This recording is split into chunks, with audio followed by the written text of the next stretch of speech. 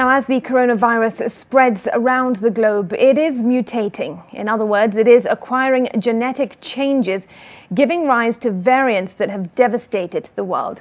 Now, each new variant spreads faster and is more severe. In Kenya, the Delta variant is pushing the country to the limit, straining health systems as the positivity rate remains high.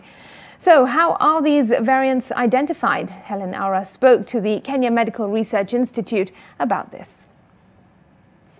The surge in COVID-19 infections in the country is alarming as the country rides the third wave. Although the Africa CDC says Kenya is in the fourth wave already. And now with the mutating virus, the SARS-CoV-2 Delta variant is proving to be difficult to manage.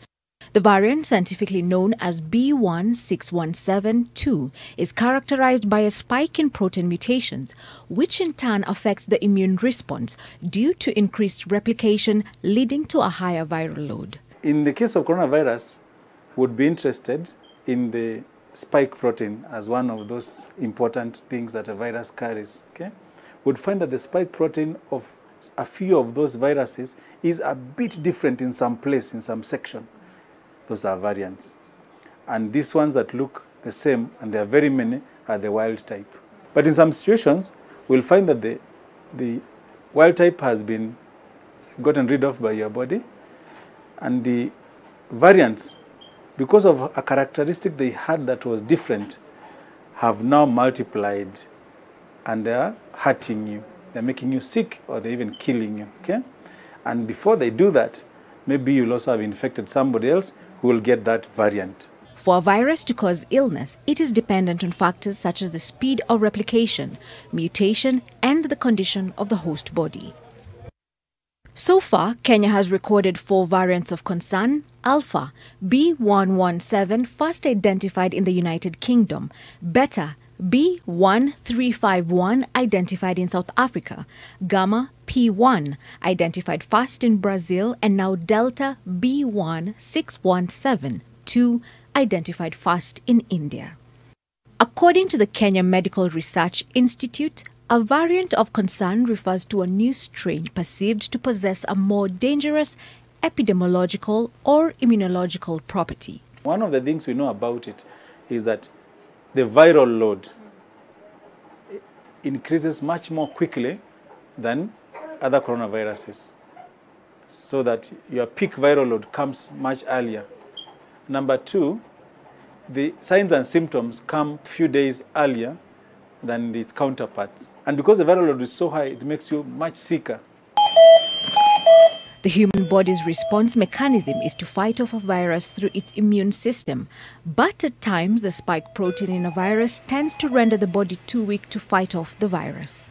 With the SARS-CoV-2 Delta variant proving to be the most transmissible variant, not only globally, but in the country, there is need for more input to facilitate the research process to determine the different mutations through genome sequencing. It's important to get to understand how your genes present in the presence of a disease when you're sick.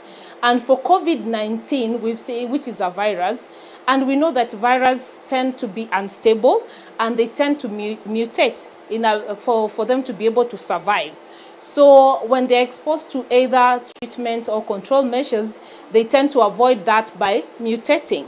So in the process, we get a challenge for them not to respond to treatment. And 2, you are unable to detect them.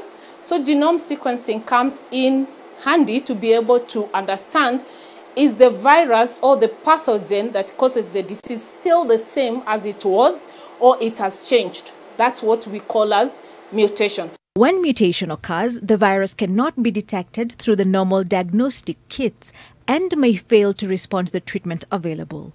Genome sequencing therefore helps to determine a treatment that fits the mutation.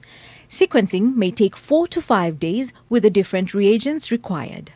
One of the challenges is, apart from availability of infrastructure, availability of materials, the reagents that we need to use. 1, the reagents are expensive. 2, clearing them through when we are importing them takes time. Some of them come in having stored in the conditions that are not right, then they fail meeting the QC. Vaccination has proven to be efficient in the battle against COVID-19.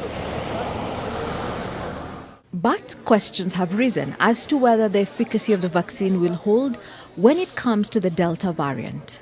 Those who are vaccinated with any vaccine, even though the Delta variant may infect them, much less likely to end up in hospital or to die than those who are not vaccinated, whichever the vaccine. Even after one has been vaccinated, wearing of masks still remains essential, as one may still contract the virus after being vaccinated. Helen Aura, NTV.